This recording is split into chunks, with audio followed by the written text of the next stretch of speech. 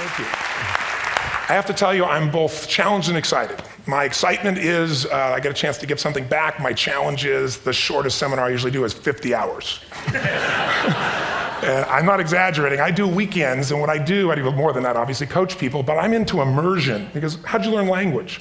You didn't learn it by just learning principles. You got in it, and you did it so often that it became real. And the bottom line of why I'm here, besides being crazy mofo, is that I'm really in a position, I'm not here to motivate you, obviously. You don't need that. And a lot of times, that's what people think I do, and it's the furthest thing from it. What happens, though, is people say to me, well, I don't need any motivation. And I say, well, that's interesting. That's not what I do. I'm the why guy. I want to know why you do what you do. What is your motive for action?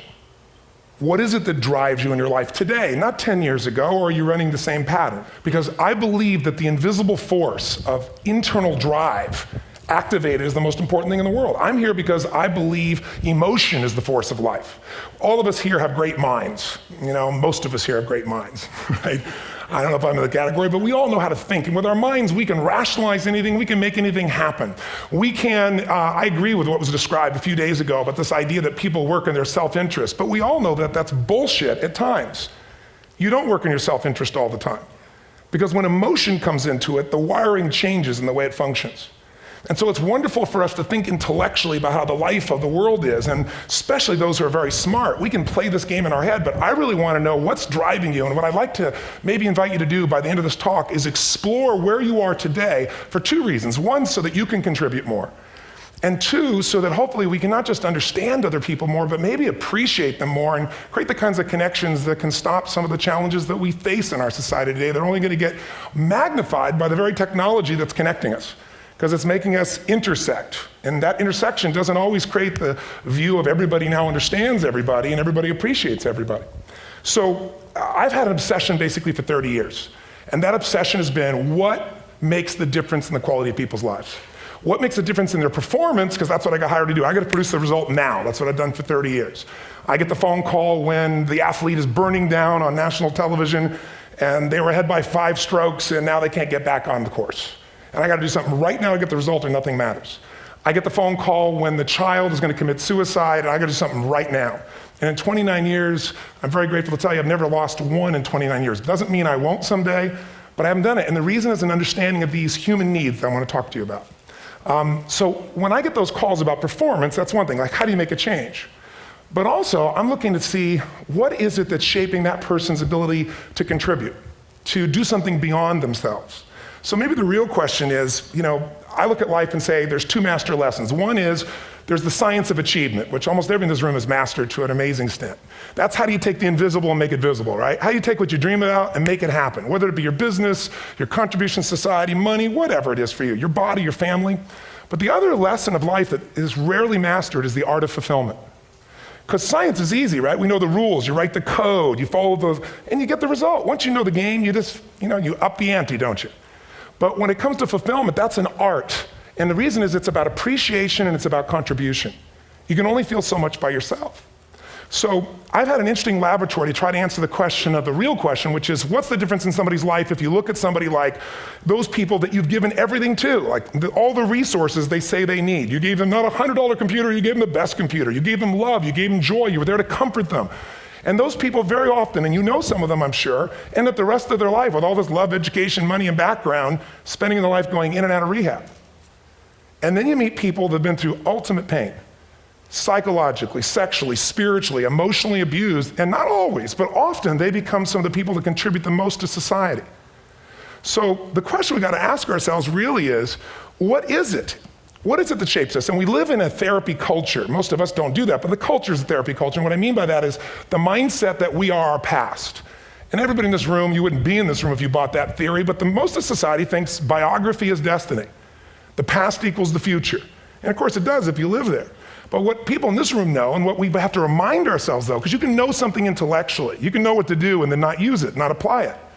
So really what we got to remind ourselves is decision is the ultimate power. That's what it really is. Now, when you ask people, have you failed to achieve something? How many have ever failed to achieve something significant in your life? Say, I. Thanks for the interaction on a high level there. But if you ask people, why didn't you achieve something? Somebody who's working for you, or a partner, or even yourself. When you fail to achieve a goal, what's the reason people say they failed to achieve? What do they tell you? Didn't know enough, didn't have the knowledge, didn't have the money, didn't have the time, didn't have the technology, I didn't have the right manager. Didn't have the Supreme Court.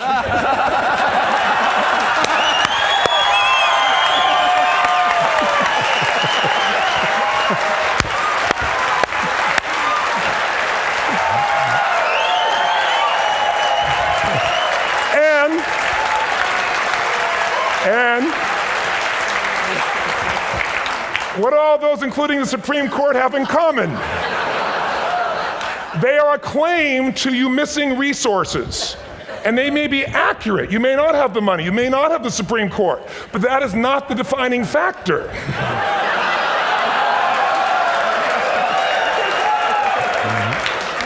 And you correct me if I'm wrong.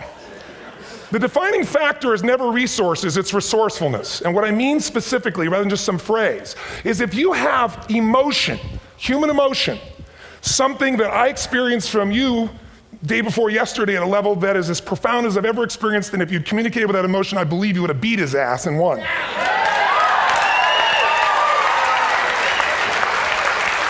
But how easy for me to tell him what he should do. Idiot, Robbins. But I know when we watched a debate, at that time, there were emotions that blocked people's ability to get this man's intellect and capacity and the way they came across to some people in that day. Because I know people that wanted to vote in your direction and didn't, and I was upset.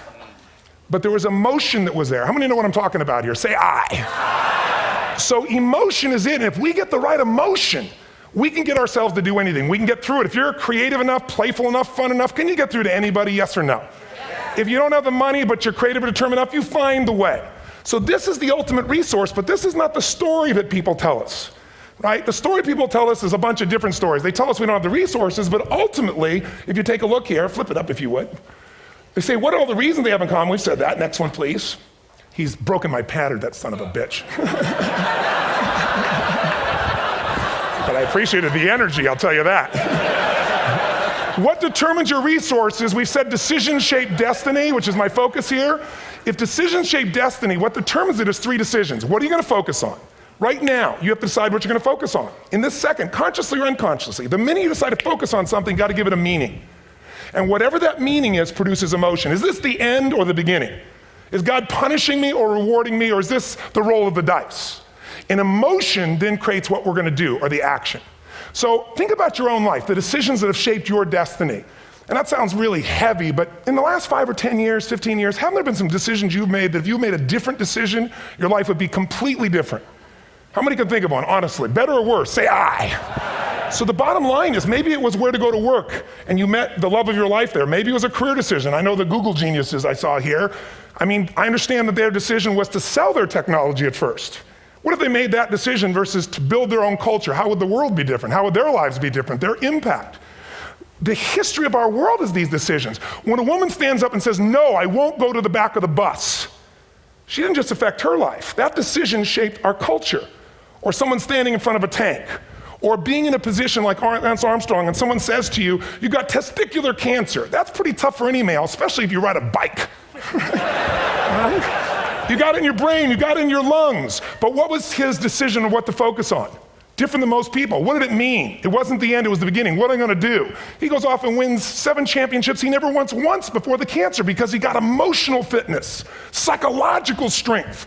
That's the difference in human beings that I've seen of the 3 million I've been around. Because that's what my lab. I've had 3 million people from 80 different countries that I've had a chance to interact with over the last 29 years. And after a while, patterns become obvious. You see that South America and Africa may be connected in a certain way, right?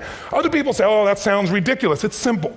So what shaped Lance, what shapes you? 2 invisible forces, very quickly. 1, state. We all have had times. Have you had a time you did something and after you did it, you thought to yourself, I can't believe I said that. I can't believe I did that. That was so stupid. Who's been there? Say I.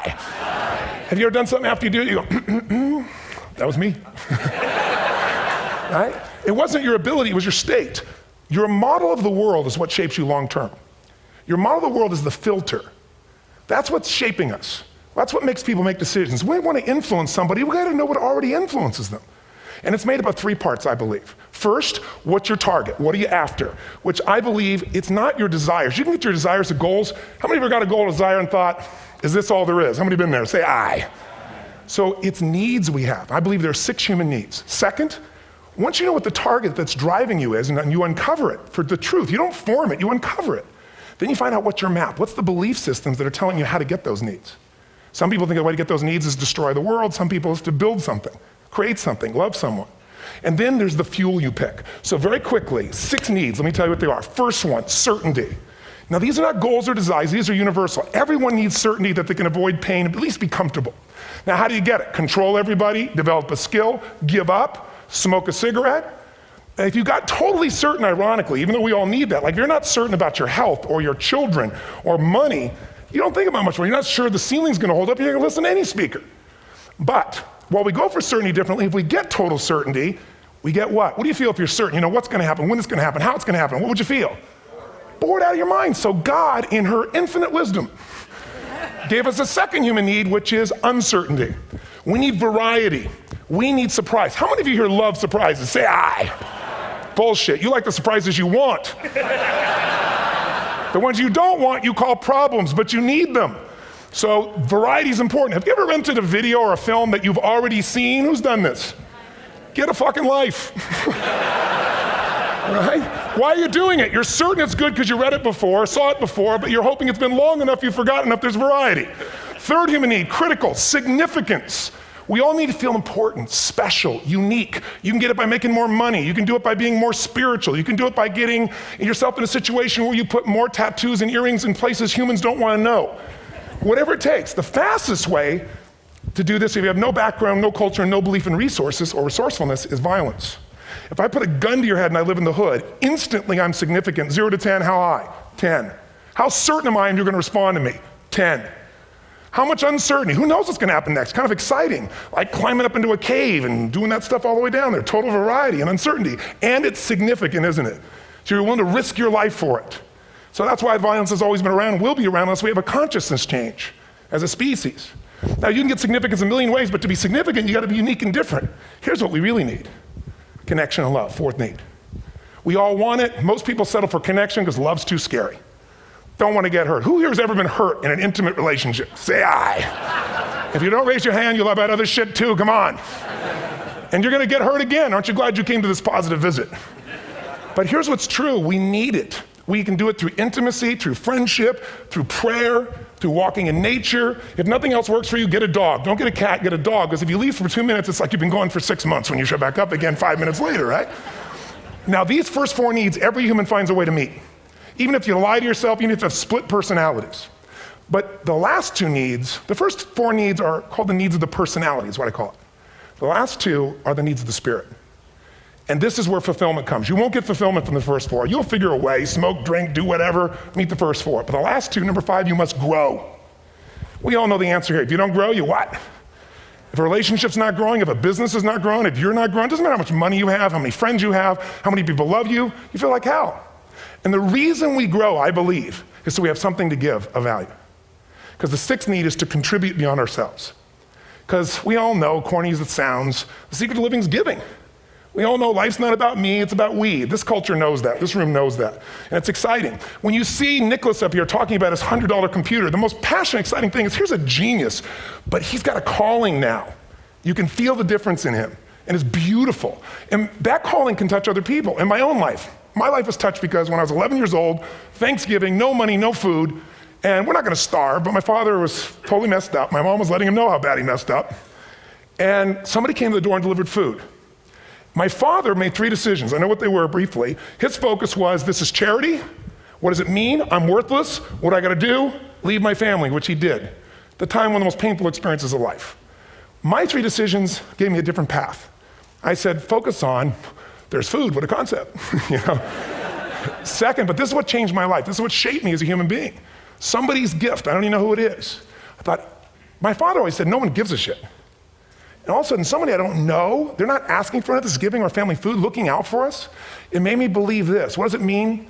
That strangers care. And what that made me decide is if strangers care about me and my family, I care about them. What am I gonna do? I'm gonna do something to make a difference. So when I was 17, I went out one day on Thanksgiving. It was my target for years, have enough money to feed 2 families. Most fun thing I ever did in my life, most moving. Then next year I did 4, and I didn't tell anybody what I was doing. Next year, 8. I wasn't doing it for brownie points, but after 8, I thought, shit, I could use some help. So sure enough, I went out, and what did I do? I got my friends involved, and I grew companies, and then I got 11 companies, and I built a foundation.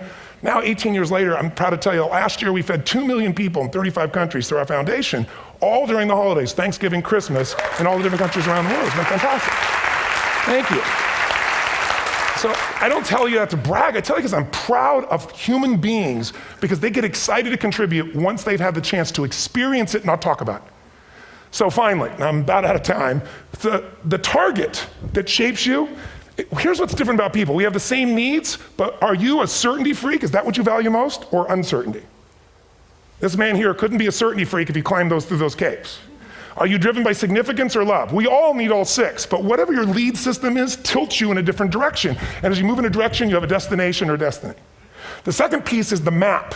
Think of that as the operating system tells you how to get there. And some people's map is, I'm gonna save lives even if I die for other people, and they're a fireman. Somebody else says, I'm gonna kill people to do it. They're trying to meet the same needs of significance, right? They want to honor God or honor their family, but they have a different map. And there are 7 different beliefs. I can't go through them because I'm done. The last piece is emotion. I say one of the parts of the map is like time. Some people's idea of a long time is 100 years. Somebody else says is 3 seconds, which is what I have. And the last one I've already mentioned that felt you. If you got a target and you got a map, and let's say, I can't use Google because I love Macs, and they haven't made it good for Macs yet. So if you use MapQuest, how many have made this fatal mistake of using MapQuest at some time? You use this thing and you don't get there. Well, imagine if your beliefs guarantee you can never get to where you want to go. The last thing is emotion. Now here's what I'll tell you about emotion.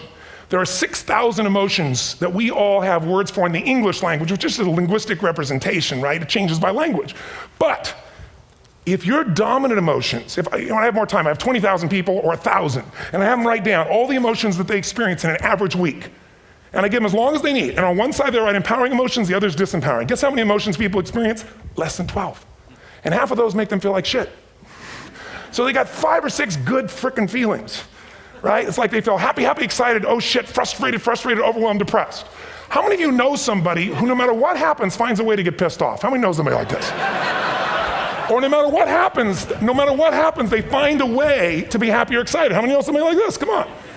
When 9/11 happened, and I'll finish with this, I was in Hawaii. I was with 2,000 people from 45 countries. We were translating 4 languages simultaneously for a program that I was conducting for a week. The night before was called Emotional Mastery. I got up, had no plan for this, and I said, we had all this fireworks, I do crazy shit, fun stuff. And then at the end I stopped, and I had this plan I was gonna say, but I never do what I'm gonna say. And all of a sudden I said, when do people really start to live? When they face death.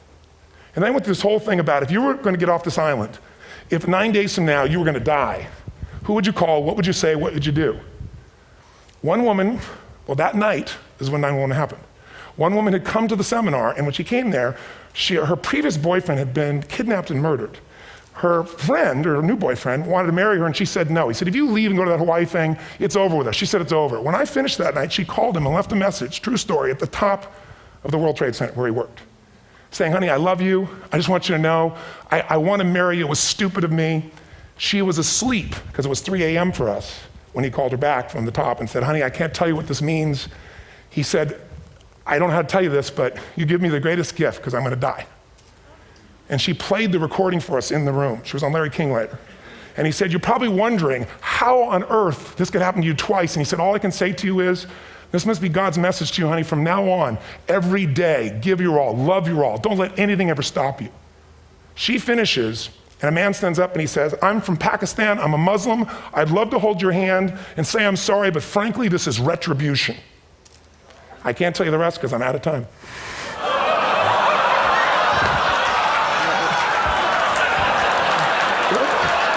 Are you sure? Finish the story. 10 seconds. 10 seconds, no, I want to be respectful. 10 seconds, all I can tell you is I brought this man on stage with a man from New York who worked in the World Trade Center, because I had about 200 New Yorkers there. More than 50 had lost their entire companies, their friends, marking off their Palm Pilots. One financial trader, this woman made of steel, bawling, 30 friends crossing off that all died. And what I did to people is said, what are we going to focus on? What does this mean, and what are we going to do? And I took the group and got people to focus on, if you didn't lose somebody today, your focus is going to be how to serve somebody else. There are people, one woman got up and she was so angry and screaming and yelling. She wasn't from New York, she's not an American, she doesn't know anybody here. I said, you always get angry. She said, yes. Guilty people got guilty, sad people got sad. And I took these two men and did what I call an indirect negotiation. Jewish man with family in the occupied territories from New York who would have died if he was at work that day. And this man who wanted to be a terrorist and made it very clear. And the integration that happened is on a film, which I'll be happy to send you, so you can really see what actually happened instead of my verbalization of it. But the two of them not only came together and changed their beliefs and models of the world, but they worked together to bring, for almost 4 years now, to various mosques and synagogues, the idea of how to create peace. And he wrote a book, which is called My Jihad, My Way of Peace. So transformation can happen. So my invitation to you is this. Explore your web, the web in here. The needs, the beliefs, the emotions that are controlling you, for two reasons. So there's more of you to give. Achieve too, we all want to do it, but I mean give, because that's what's going to fill you up. And secondly, so you can appreciate, not just understand, that's intellectual, that's mind, but appreciate what's driving other people. It's the only way our world's going to change. God bless you, thank you, I hope this was served. Tony Robbins.